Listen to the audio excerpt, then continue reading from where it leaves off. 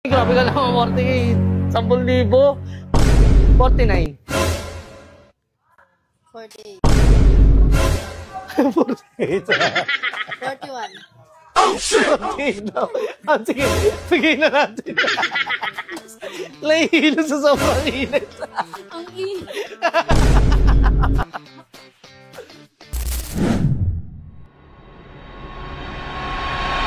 Hey mga bossing, bali ngayong araw napakarami nating walking customer. So pang 5 na nating unit to today. So ngayon susubok makipagtawaran tong dalawa na to.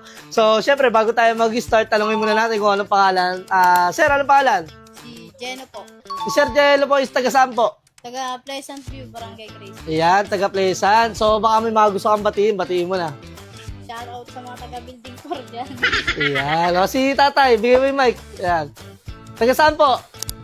Taga Mindanao siya. Mindanao, ayan. Ano pangalan mo na, tay? Elmer. Ayan, si Kuya Elmer. So, baka may mga gusto kang batiin, mga taga Mindanao. Pinabati ko yung mga kaibigan ko dyan. Dito ka lang, General sir. Santos, Oo. na dito ako na kay sir kasi pinagustuhan ko yung mga Unit. unit ni sir dito sa Local garage. local garage. Ayan, o. Sige, sige. Bigay. Dito ka, Kuya. Ayan, sige. So, ngayon, makikipagtawaran daw to, pero hindi makapagsalita. Kanina, ang galing manawad eh. Nung may camera na, ayaw nang magsitawad eh. Ano, magkamag-alak ba kayo? Hindi. Hindi po. Ano lang, magkatropa lang kayo? Magkakakilala? Pinsan ko po. Yung pinsan ko po.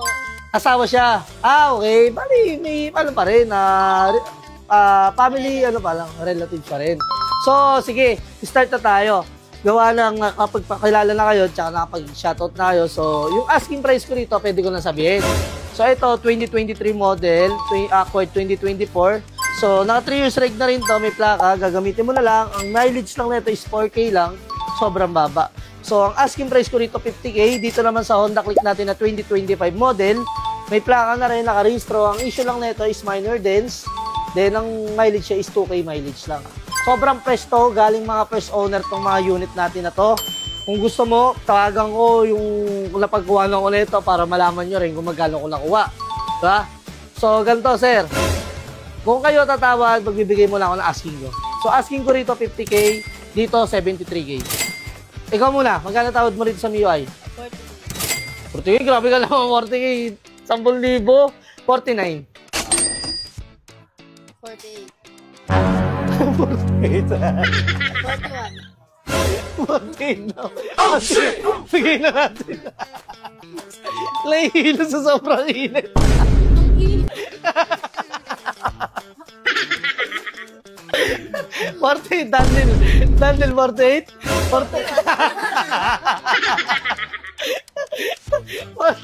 48 na, 48 ha, 48. Dito muna tayo, tapos na bigyan mo yung mic, 48 to ha. Teka lang, wag ka umalis, dito ka lang. Wag ka umalis, diyan ka muna. Dito muna tayo, tapos mamaya, babalik tayo sa'yo. Asking price ko, 73, tawaran mo. 65 siya. 72. 66. Nagdadagdag ka. 71. 67. Hanggang 67. Anong reason? Bakit mo tinatawaran niya? Sariwa-sariwa yan. Nakita ko yung mga ganun sa sinabi ko kanina na maganda yung unit dito sa inyo. Yung nagtitiwala talaga ko. Lalo na Hindi, yung pera. Pinaghirapan mo ba yan? Pinaghirapan siya. Ano po ba trabaho niyo, tay? Construction lang. Hindi din hirap. Dahil wala naman tayo sa minimum. Opo. Construction worker po kayo. Tagal na, pero ngayon pa lang nagka-motor, no? Opo. Tagal-tagal na sa trabaho, pero ngayon lang nagka-motor. Galaw na. So, tayo ang last price ko talaga siya, 70 lang. Balik muna natin dito, 48 na to eh. Sige, mamaya na tayo, tutuloy natin mamaya. So, sir, ito, 48. Sige, 48 ako. Dagdagan mo pa. 42. 42, anong reason? Ba't ko tinatawaran to? Sariwa Baka akala nyo, budget meal dito. Walang budget meal dito. May warranty kami rito. Wala kaming budget meal dito. Puro overpriced to. Magkano? 47. 43. Bakit anong reason? Sige nga. Sakto lang yung pera, sir. Natingin? Sakto mo. Hindi nga. Birthday mo ba? O ano? Baka mamaya birthday mo, makabigyan ka tatawad. Wala pa, October pa birthday. October pa, dahil magkabuwan tayo, sige, dandel natin. 48. 45, sige, 45. 45, dandil. Sige, labas na natin to, 45. Kukunin na lang 45. Ano pangalan mo ulit? Geno. Geno. Si Sir Geno, kukunin niya na to lang 45. Sige, bigay natin. Ang kuha natin dito, 42K. Halos 3,000 lang ang tinubo natin. Pero sige, bigyan natin. Kasi gawa naman ng dalawa yung kinuha nila. Kasi ito namang isa, bawasan natin. Tay, gawin ko 71. 68. 68 ang last price mo? Grabe naman kayo, ayaw nyo akong pakitain. Dito mo na. Uy. Ito, alis eh. Bibigay ko ng 48 eh. Dahil alam nyo, dito kami sa iyo, sir, dahil alam naman mabait ka eh. Yun, nanguuto.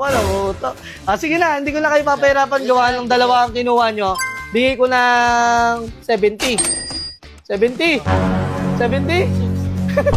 68.